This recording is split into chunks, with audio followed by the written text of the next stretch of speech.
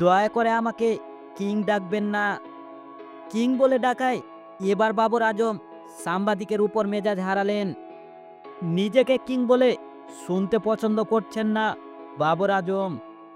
অবশ্যই পছন্দ করবেন। কিভাবে? বর্তমান সময়টা বেশ খারাপ যাচ্ছে বাবর আজমের। মাঠে রান পাচ্ছে না। ঘরের মাঠে নিউজিল্যান্ড দক্ষিণ আফ্রিকার 7 রানের দেখা পাচ্ছেন না তিনি। এতে মানসিকভাবে বেশ ভেঙে পড়েছেন বাবর আজম। ফাইনালের আগে সংবাদ সম্মেলনে হাজির হতেই বাবর আজমকে ঘিরে ধরেন সাংবাদিকেরা। তাকে কিং বলে ডাকায় এবার ব্যাটে রান পাচ্ছেন না কেন জিজ্ঞাসা করায়। সাংবাদিকের উপর মেজাজ হারান বাবর আজম। এরপর তিনি বলেন, দয়া করে আমাকে কিং ডাকবেন না। আমি রাজা নই। আমি কখনো সেই স্তরে পৌঁছাতে পারিনি।